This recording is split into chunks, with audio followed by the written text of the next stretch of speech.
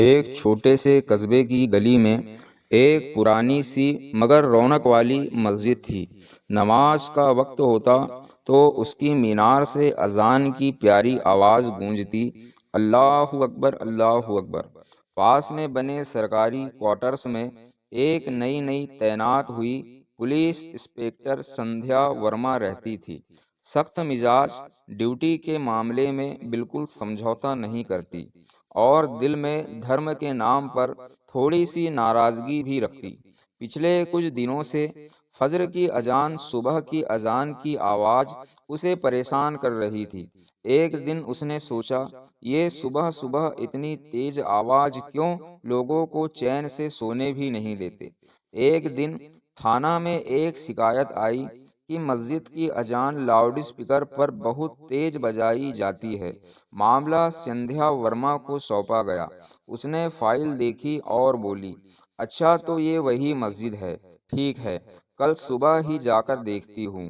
تھوڑا سا طعنہ مارتے ہوئے اپنے ساتھی کانسٹیبل سے کہا، مجھے نہیں پتا لوگ دھرم کے نام پر اتنے جنونی کیوں ہوتے ہیں۔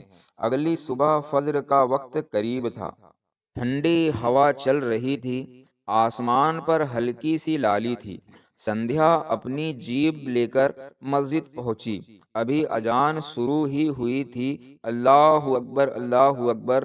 اس نے لاؤڈ اسپیکر کے پاس جا کر ہاتھ سے اشارہ کیا کہ آواز بند کرو، مگر اذان دینے والے بزرگ حاضر نہیں ہوئے۔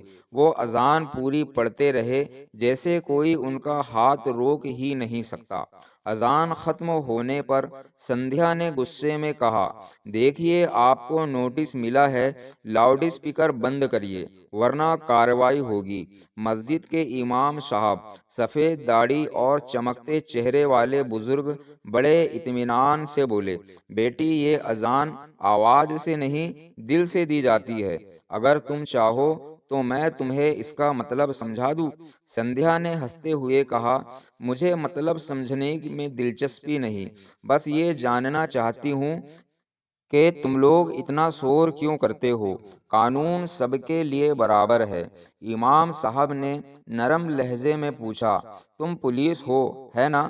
اگر تمہیں پتہ چلے کہ کہیں آگ لگی ہے تو کیا تم صرف اپنے گھر والوں کو بچاؤ گی یا سب کو؟ سندھیا نے ترنت کہا، سب کو، یہ میرا فرض ہے۔ امام صاحب مسکرائے اور بولے، بس اذان بھی اسی طرح ہے، یہ اللہ کا بلاوا ہے جو سب کو نیک راہ کی طرف بلاتا ہے۔ امیر غریب، ہندو مسلم، سب کو یہ صرف نماز کا اعلان نہیں بلکہ انسان کو اس کے اصلی مقصد کی یاد دلاتا ہے۔ سندھیا چپ ہو گئی، پہلی بار اس نے اذان کو اس نظر سے سنا تھا۔ امام صاحب نے کہا، آج تم بیٹھ جاؤ اور اگر اگلی اذان دھیان سے سنو، اگر تمہیں برا لگے تو میں خود لاؤڈ اسپیکر بند کر دوں گا۔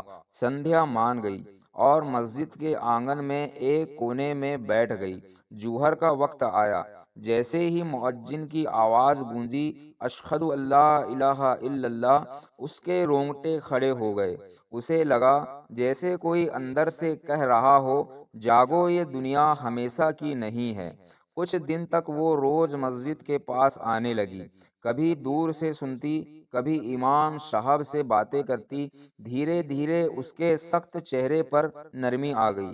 ایک دن اس نے اپنے ساتھی سے کہا، تم جانتے ہو پہلے مجھے اذان سے چڑ ہوتی تھی، لیکن اب لگتا ہے یہ صبح کا سب سے پیارا لمحہ ہے۔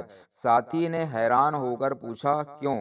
سندھیا نے ہلکی مسکان کے ساتھ جواب دیا، کیونکہ یہ انسان کو یاد دلاتی ہے کہ اس کے اوپر ایک سب سے بڑا حاکم ہے، اللہ۔ کچھ مہینوں بعد وہ ٹرانسفر ہو کر دوسری جگہ چلے گئی، لیکن جاتے جاتے اس نے مسجد کے امام صاحب سے کہا، آپ نے مجھے سکھایا ہے کہ آواز نہیں، نیت معنی رکھتی ہے۔